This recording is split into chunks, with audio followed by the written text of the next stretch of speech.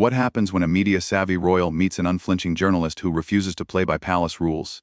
You won't believe what unfolds when Meghan Markle sits down with Tamron Hall expecting softball questions but instead facing a relentless interrogation that exposes uncomfortable truths.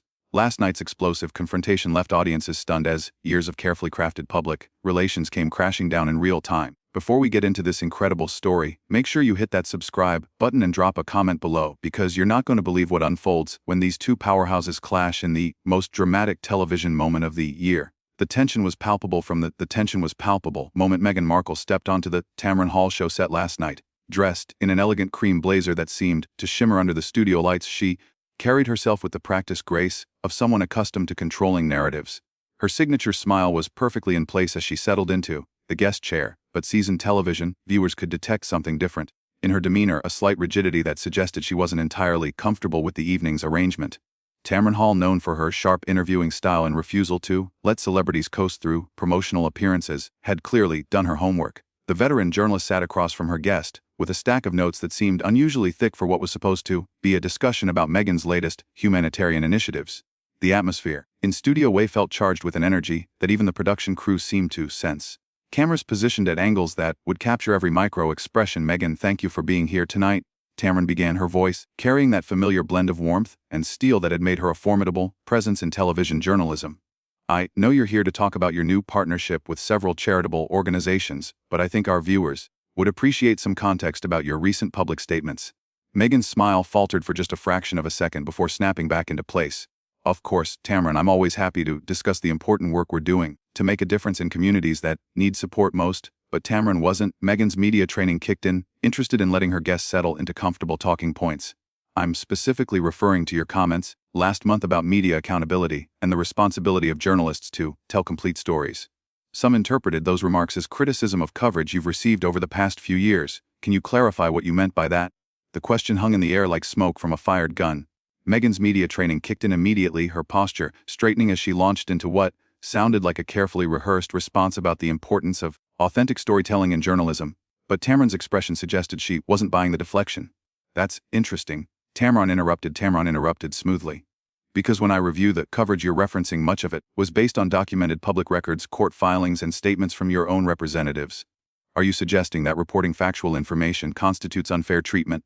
Meghan's hands, which had been resting gracefully in her lap, began to fidget with her wedding ring, a telltale sign that the conversation was veering into territory she hadn't anticipated. "I think what's important to understand, Tamron, is that context matters. When stories are told without full context, they can create narratives that don't reflect the complete truth of a situation." "Let's talk about context, then," Tamron pressed, consulting her notes with the precision of a prosecutor presenting evidence. "Your legal team filed numerous lawsuits against media outlets over the past 3 years claiming privacy violations and defamation. But many of those cases were either withdrawn or settled out of court with no admission of wrongdoing from the publications. If the reporting was truly inaccurate, why not pursue these cases to their conclusion and clear your name definitively?" The studio seemed to hold its collective breath. This wasn't the gentle celebrity interview format that Meghan had clearly expected. Camera operators adjusted their positions slightly, sensing that they were witnessing something significant unfold. The audience, initially excited to see legal strategies are complex, the former royal in person, now sat in rapt attention as they watched what appeared to be a carefully constructed public image beginning to show cracks under professional scrutiny. Meghan's response came with noticeable tension in her voice. "Legal strategies are complex, and sometimes the emotional toll of prolonged litigation isn't worth the vindication, especially when you're trying to focus on positive work that actually helps people."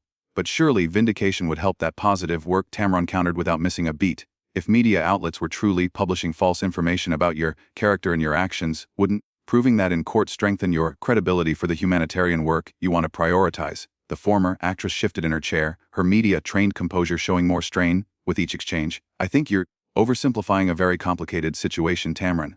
When you're dealing the most powerful response with a media landscape that profits from controversy and conflict, sometimes the most powerful response is to rise above the noise and focus on substance." Tamron leaned forward slightly, her journalist instincts clearly engaged. "I appreciate that perspective, but let's examine some specific examples. Last year, your spokesperson claimed that a particular story about your interaction with palace staff was categorically false, but when pressed for specifics about what exactly was false, no clarification was ever provided. How do you expect the public to distinguish between legitimate criticism and unfair attacks when your team's responses are often vague or non-specific?" The question struck like lightning. Meghan's carefully maintained smile disappeared entirely, replaced by an expression that suggested she was beginning to realize this wasn't going to be the friendly, promotional conversation she had anticipated. Her voice took on an edge that hadn't been there moments before. I find it concerning that you're essentially asking me to relitigate every story that's been written about me over the past several years. That's not why I'm here, and frankly, it's not productive for anyone. But Tamron was just getting started, her reputation as an unflinching interviewer fully on display, as she prepared to delve even deeper into the contradictions and inconsistencies that would soon turn this television appearance into a complete disaster for her increasing uncomfortable guest. Actually, Meghan, I think it is productive. Tamron continued, her voice maintaining that deceptively calm tone that experienced journalists use when they know they've hit a nerve. Because when public figures make claims about media accountability, the public deserves to understand what that actually means in practice. She flipped through her notes with deliberate precision, each page turn seeming to make Meghan more visibly uncomfortable. Let's talk about your recent interview where you discussed speaking your truth. That's become something of a signature phrase for you. But truth by definition isn't subjective. Either something happened or it didn't. Either someone said something or they didn't. When you use phrases like my truth, are you acknowledging that your version of events might differ from documented facts? Meghan's jaw tightened almost imperceptibly, but the cameras caught it. I think you're playing word games, Tamron. When people have lived experiences, those experiences are valid regardless of how others choose to interpret or report them. But interpretation and reporting are two different things, Tamron shot back without hesitation. Reporting involves documenting what actually occurred. When multiple independent sources confirm the same information, and when that information contradicts your public statements, how do you? The studio ambush tactics audience, which had been quietly attentive, was now completely silent. Even the usual sounds of shifting in seats had stopped as everyone sensed they were witnessing something unprecedented. Meghan's publicist, seated in the front row, looked increasingly agitated, checking her phone repeatedly as if hoping for an emergency that might interrupt the interview. I think what you're doing right now is exactly the problem, Meghan said, her voice rising slightly. You're taking complex human situations and trying to reduce them to some kind of courtroom cross-examination. That's not journalism, that's ambush tactics.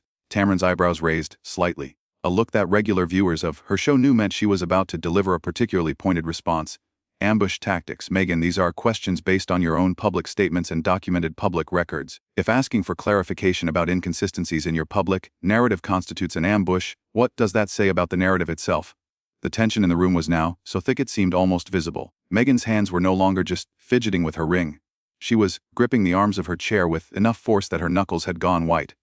Her carefully applied makeup couldn't hide the flush of anger that was beginning to color her cheeks. You know what, Tamron? I came here in good faith to talk about important work that's helping real people with real problems.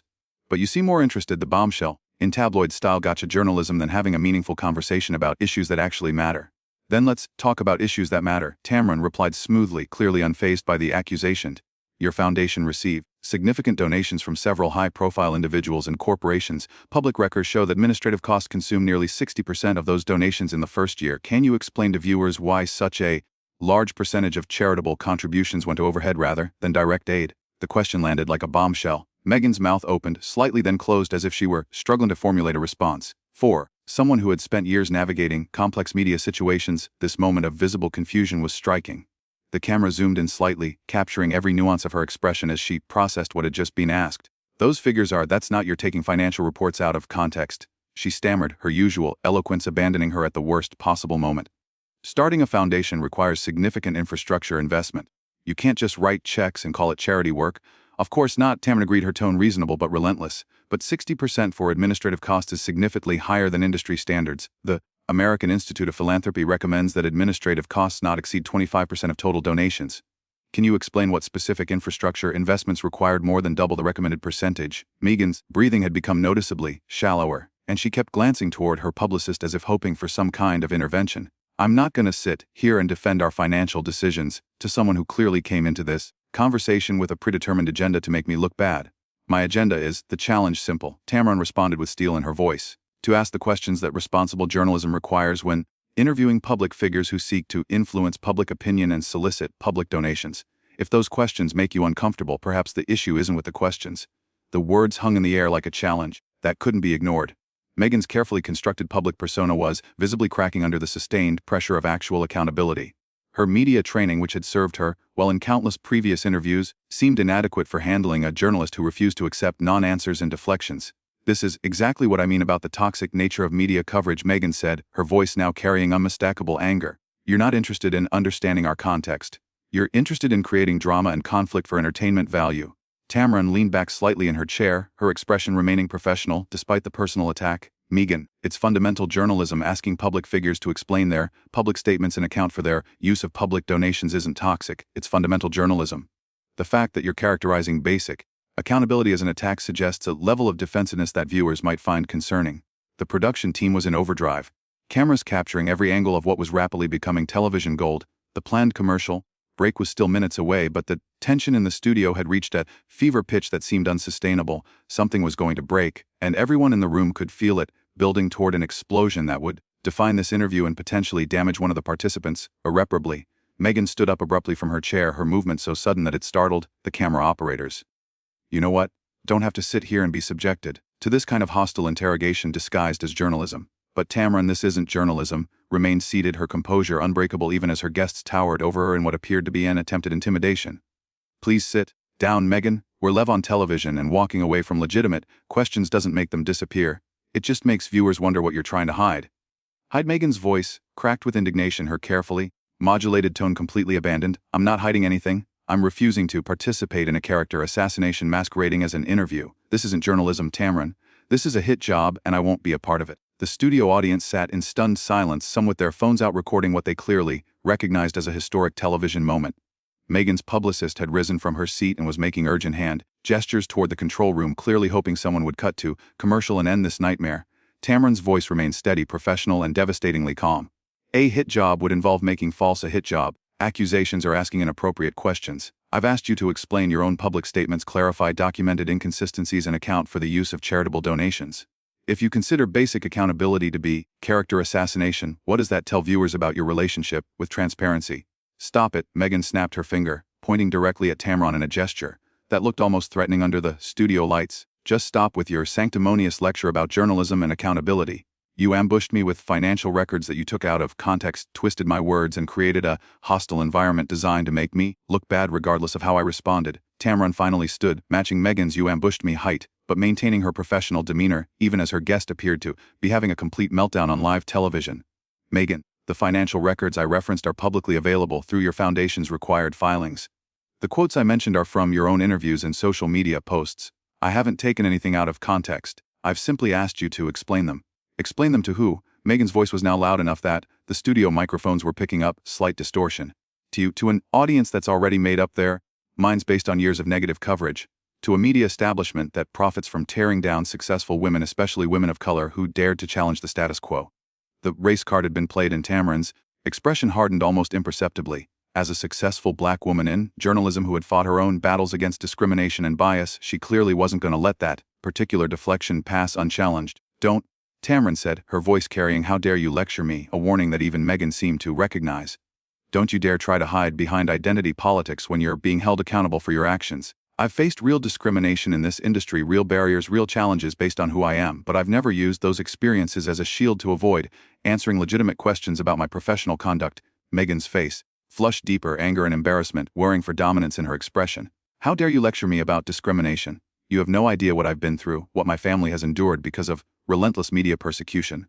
Then, explain it, Tamron shot back, her patience finally showing signs of strain. Give specific examples, name the false stories, provide evidence of persecution rather than just making vague accusations. That's what accountability looks like, Meghan.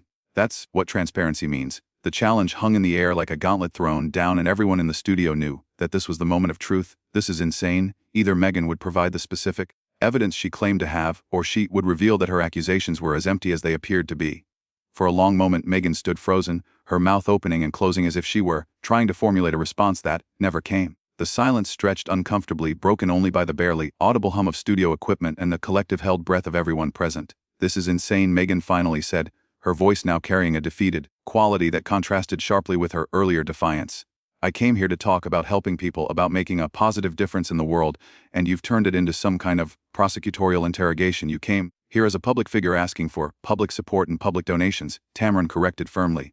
The public has a right to know that their support is justified and their donations are being used appropriately. That's not persecution, Meghan. That's citizenship. Meghan began backing toward the edge of the set, her movement awkward and uncertain. I'm done. I'm absolutely done. I'm done with this. You can air whatever you want. Eat at this however serves your narrative, but I won't be a participant in my own public execution. There's no editing in live television, Tamron pointed out calmly. What viewers are seeing is exactly what's happening. Your responses, your defensiveness, your inability to provide straight answers to straight questions. That's not editing, that's reality. The words seemed to hit Meghan like physical blows. She turned toward her publicist, who was now standing and clearly preparing to escort her client off the set. We're leaving right now? This interview is over. But Tamron wasn't finished.